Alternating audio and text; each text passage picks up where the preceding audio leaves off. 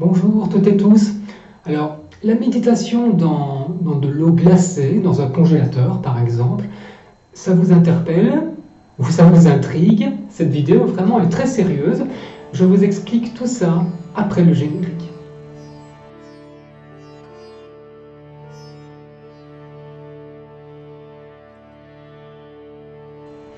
Ce que je vais partager avec vous, c'est très personnel.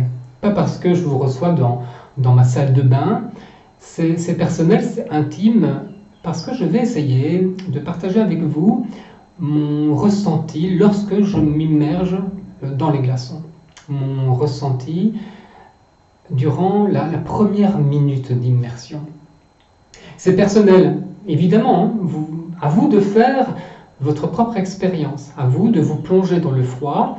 D'ailleurs, il ne faut pas un congélateur pour ça, et d'observer votre corps, d'observer votre mental.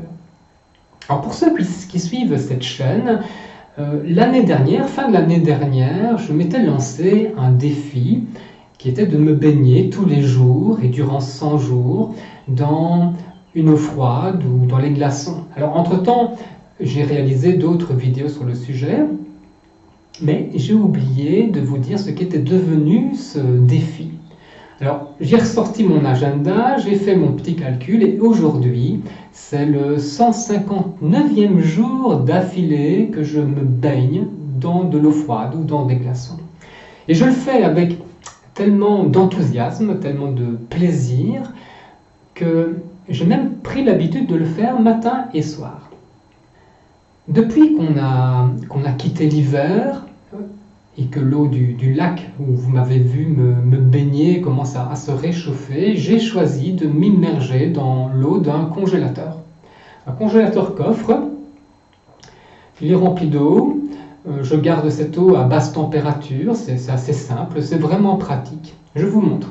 Aujourd'hui, on est le matin, je ne sais pas si je vais pouvoir vous montrer facilement comme ça.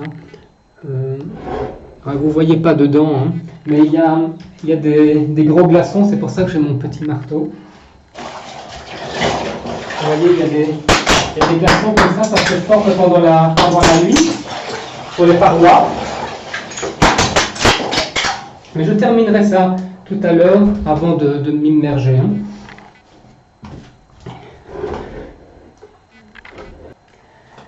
Alors je pensais en fait réaliser une vidéo un peu exhaustive, vous présentant tous les bienfaits de cette pratique du yoga du froid sur le corps, sur le mental, pour le développement personnel. Enfin voilà, il y a mille raisons de pratiquer ainsi.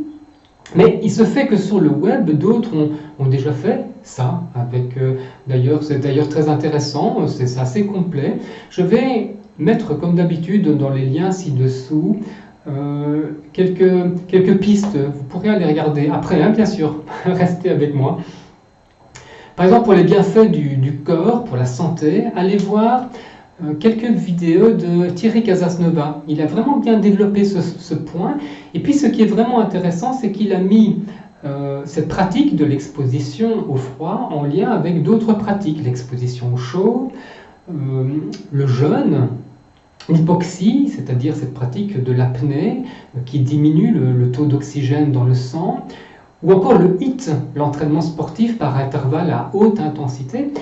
En fait, on a l'impression que tout ça, ce sont des choses différentes, mais pas du tout. Elles ont toutes un point en commun, c'est qu'elles stressent l'organisme. Et si ce stress, même intense, reste dans les limites adaptatives de l'organisme, dans les limites de ses capacités adaptatives, alors tout cela renforce l'organisme, le fortifie, entraîne un processus de régénération. Ça, c'est le principe de l'hormèse. Ce principe de l'hormèse, il faudra que je vous en parle, de cette loi de l'hormèse. Ça, c'est l'occasion d'une autre vidéo. Donc, je ne vais pas vous parler des vertus de l'exposition au froid sur la santé. Suivez les liens. Je ne vais pas non plus vous expliquer quel outil formidable est cette pratique pour prendre confiance en soi, en ses capacités, pour percevoir réalité de son potentiel, pour booster ses compétences cognitives, être plus performant. Pour tout ça, vous trouverez des infos très intéressantes dans les livres, par exemple, de Wim Hof, les livres de Wim Hof, ou encore dans ce livre de François Thual, le froid m'a sauvé.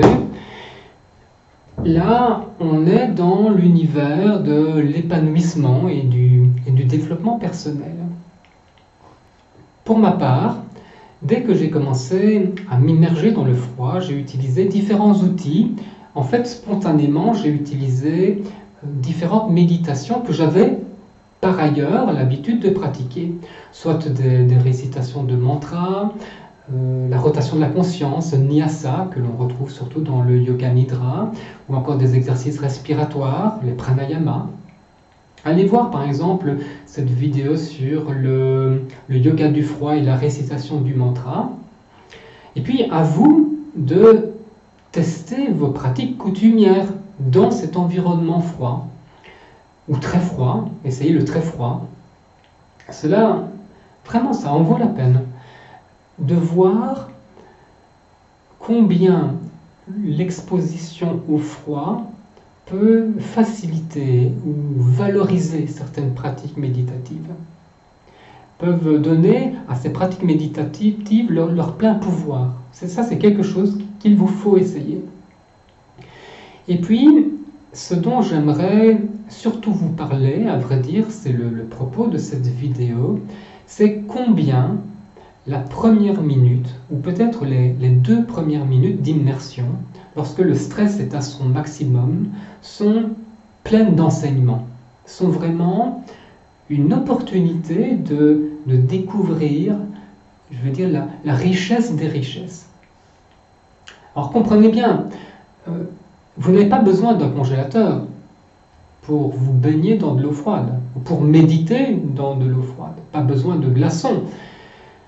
À cette saison, encore, enfin en tout cas ici en Bretagne, on est début mai, vous remplissez une baignoire, l'eau sera à 12 ou 14 degrés, ben c'est déjà froid. Ou vous trouvez un coin sympa dans la nature, un petit lac par exemple, ou encore mieux un cours d'eau, vous trouvez un lieu paisible, où vous n'êtes pas ballotté par les vagues, où il n'y a pas d'agitation, et puis vous vous immergez tout doucement. Faites ça comme une méditation, parce que ce sera ça le propos, dans des conditions vraiment propices qui favorisent l'intériorisation. Immergez-vous et observez. Qu'est-ce qui se passe dans le corps? Qu'est-ce qui se passe dans le mental? Qu'est-ce qui s'élève comme sensation, comme émotion? Qu'est-ce que vous faites pour traverser ça, pour traverser cet inconfort? Comment vous le vivez? Qu'est-ce que cela vous apporte? Est-ce que cela révèle quelque chose sur vous? Qu'est-ce que ça révèle sur vous? Qu'est-ce que ça vous apprend sur vous? Et ainsi de suite. Observez. Je vais juste vous parler de mes ressentis, et puis je suppose que vous êtes là pour me voir descendre dans ce congélo et observer la tête que je vais faire. Alors laissez-moi juste me mettre en maillot et puis adapter un peu la caméra, tirer, brancher le micro-cravate, et je suis à vous dans quelques instants. On a donc encore plein de choses à partager. Venez me rejoindre dans la deuxième partie de cette vidéo. Il vous suffit de cliquer sur l'image ici, et comme ça, vous pourrez vivre avec moi l'immersion dans le congélo. Tout ça va vous amuser beaucoup. Et puis comme d'habitude, pensez à liker les vidéos si tout ça vous plaît. A tout de suite.